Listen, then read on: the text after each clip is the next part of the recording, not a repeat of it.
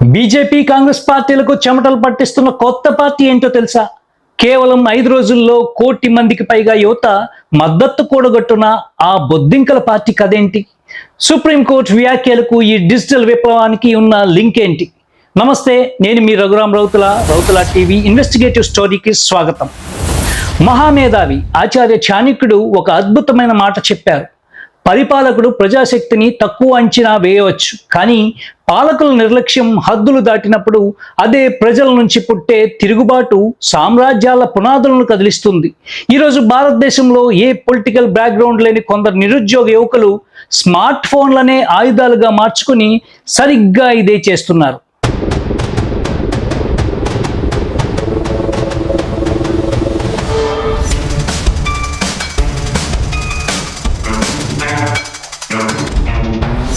అసలు ఈ కథ ఎక్కడ మొదలైంది? ఈ బొద్దింకల పార్టీ వెనుక ఉన్న అసలు వివాదం ఏంటి?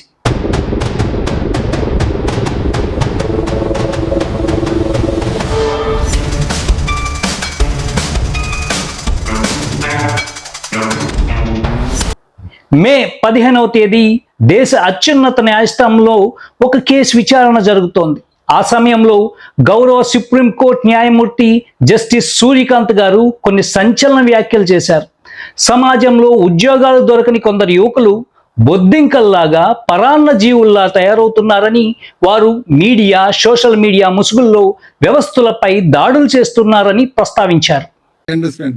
There are already parasites in society who attack you people, you attack the system, and you want to join hands with them.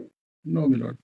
I understand, my lord, and I understand. Have you seen there are youngsters like cockroaches, they don't get any employment, they don't have any place in profession. Some of them become media, some of them become social media, some of them become RTI activists, some of them become another activists, and they start attacking everyone. న్యాయస్థానం ఉద్దేశం చట్టాన్ని తప్పుద్రోవ పట్టించే వారిని హెచ్చరించడమే కావచ్చు, కానీ నోటిఫికేషన్లు లేక paper లీకేజీలతో భవిష్యత్తు అంధకారమై తీవ్ర నిరాశలో ఉన్న కోట్లాది మంది నిరుద్యోగ యువత గుండెల్లో ఈ బొద్దింకలు అనే పదం ఒక పెద్ద గాయాన్ని చేసింది, ఒక పెద్ద విస్ఫోటనానికి దారితీసింది.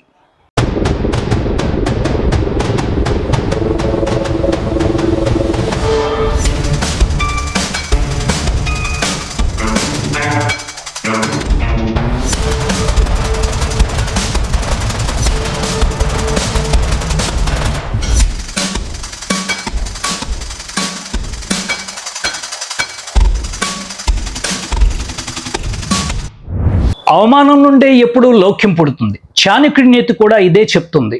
వ్యవస్థ మనల్ని బొద్దింకలని పిలిస్తే ఆ బొద్దింకలన్నీ ఏకమైతే దేశ రాజకీయం ఎలా ఉంటుందో చూపిస్తామంటూ అభిజిత్ బిస్కే అనే 30 ఏళ్ల యువకుడు మే 16న సోషల్ మీడియాలో కాక్రోచ్ జనతా పార్టీని అనౌన్స్ చేశాడు.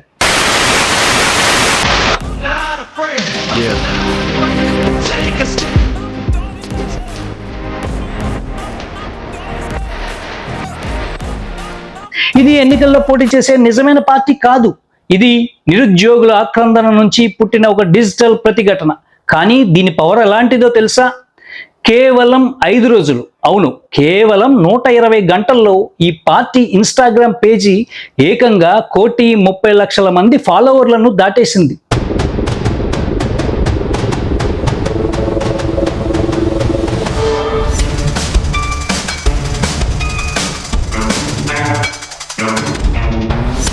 దేశాన్ని ఏలుతున్న అధికార పార్టీల అకౌంట్ల కంటే ఇది ఎంతో ఎక్కువ. ఏ పొలిటికల్ ఫండింగ్ లేకుండా ఒకే ఒక్క పేరుతో దేశవ్యాప్త యువతను ఇంతలా కదిలించడం బహుశా భారత డిజిటల్ చరిత్రలోనే ఇది మొదటిసారి.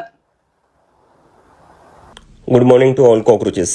अभी आप सुबह उठते ही देख रहे होंगे कि हमारे फॉलोअर्स अब बीजेपी से भी ज्यादा हो चुके हैं. बीजेपी को इतने 8 मिलियन फॉलोअर्स बनाने में 4 साल 14 ईयर्स लग गए थे. इन्होंने ना जाने कितने करोड़ों रुपए फूके हैं इसमें. तो अब हमारा नेक्स्ट टारगेट है कि कुछ भी करके हमें बीजेपी के फॉलोअर्स कम करने हैं, क्योंकि ये वो लोग हैं जिन्होंने तुमसे तुम्हारा फ्यूचर छीन लिया है, तुमसे तुम्हारी जॉब्स छीन लिए. आज इनके कारण तुम्हारी लाइफ खराब है.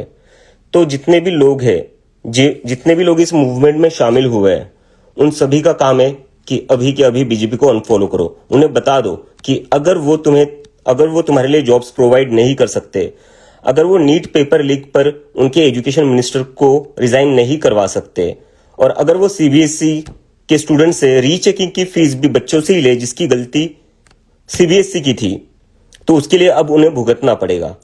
तो जितने भी कॉकरोचेस अभी इस लाइव को देख रहे हैं वो तुरंत बीजेपी के अकाउंट पर जाकर उन्हें अनफॉलो कर दीजिए। यहां पर कोई लिख रहा है कि ब्लॉक भी कर दूं क्या? बिल्कुल ब्लॉक भी कर दो। इन्होंने राजनीति को इतना खराब कर दिया, they have ruined the politics of India and most importantly they have ruined your life, they have ruined your future, so they should face the consequences for it. So it's my humble appeal to all the people to unfollow BJP at a mass level. Let's turn this in a movement, because if we can get our followers more than BJP, we can definitely reduce their followers. And also अगर आप ये कर रहे हो तो इसके reels बनाइए, इसकी पोस्ट बनाइए और हमें कोलैब रिक्वेस्ट भेजिए। आपकी सारी कोलैब्स को मैं यहाँ से शेयर कर दूंगा, जिससे यह मूवमेंट और बड़ी हो जाएगी। अब हमारी जिम्मेदारी है इसको। ఈ కాక్రోచ్ జనతా పార్టీ కేవలం టైం పాస్ కోసం పెట్టింది కాదు, దీని వెనుక అత్యంత మేధోమదనంతో కూడిన డిమాండ్లు కూడా ఉన్నాయి. చాణక్యుడు చెప్పినట్లు న్యాయం నిష్పక్షపాతంగా లేనప్పుడు, పాలకులు జవాబుదారీగా లేనప్పుడు ప్రజలే ధర్మాన్ని రక్షించుకోవాలి. అందుకే ఈ యువ సైన్యం తమ మేనిఫెస్టోలో పొదునైన అంశాలను చేర్చింది.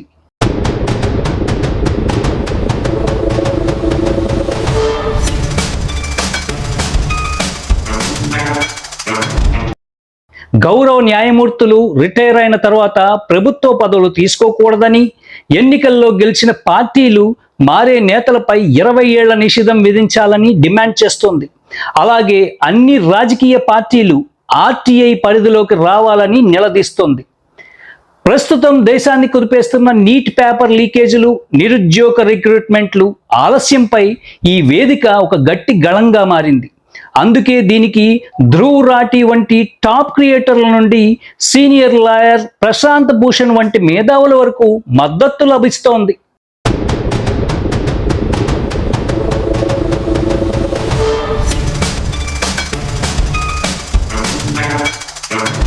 ప్రస్తుతం చట్టపరమైన కారణాల వల్ల ఈ పార్టీకి సంబంధించి కొన్ని అకౌంట్లను నిలిపివేసి ఉండవచ్చు. కానీ ఆలోచనలను నిలిపివేయడం ఎవరి తరం? గొంతులను నొక్కేయడం పాలకుల తరం కూడా కాదు. कॉकरोच जनता पार्टी के इंस्टाग्राम पेज को हैक करने की कोशिश की जा रही है। इस तरीके से फेल्ड लॉगिन अटेम्प्ट्स किए जा रहे हैं। दुनिया में जब जहां युवा जा रहा है ना क्रांति हुई, लेकिन हमारे देश में जब युवा जा रहा है तो उसकी अमल को बनाने की कोशिश की जा रही है। मतलब पहले तो देश के युवा को कॉकरोच बोलो, और जब वो कॉकरोच सेक्टर को साफ करने के लिए मैदान में उतरा है तो फिर उसकी आवाज दबाने की कोशिश की जाए। सारे कॉकरोचेस इकट्ठे हो जाओ और वीडियो बनाकर पोस्ट करो किस तरीके से सरकार हमारी आवाज दबाने की कोशिश कर रही है। చాణక్యుడి సూత్రం ప్రకారం ఆకలితో ఉన్నవాడు అన్నిటినీ భరిస్తాడు, కానీ తన ఆత్మగౌరవాన్ని దెబ్బతీస్తే మాత్రం సామ్రాజ్యాలనైనా కూల్చేస్తాడు. యువతకు కోపం వస్తే, వారు విసిగిపోతే వీధుల్లోకి వచ్చి గొడవలు చేయాల్సిన అవసరం లేదు. కేవలం తమ చేతిలో ఉన్న స్మార్ట్ ఫోన్తోనే వ్యవస్థల పునాదులను కదిలించగలరని ఈ కాక్రోచ్ జనతా పార్టీ నిరూపించింది. ఇప్పటికైనా పాలకులు, వ్యవస్థలు ఈ హెచ్చరికను గమనించి యువత ఆవేదనను గుర్తించాలని రౌతుల టీవీ ఆశిస్తోంది.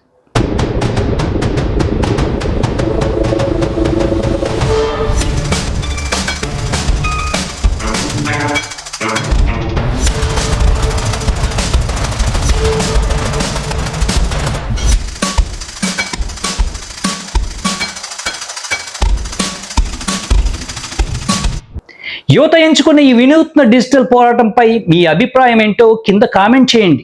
మరిన్ని ఇన్వెస్టిగేటివ్ కథనాల కోసం చూస్తూనే ఉండండి రౌతుల టీవీ. Signing off.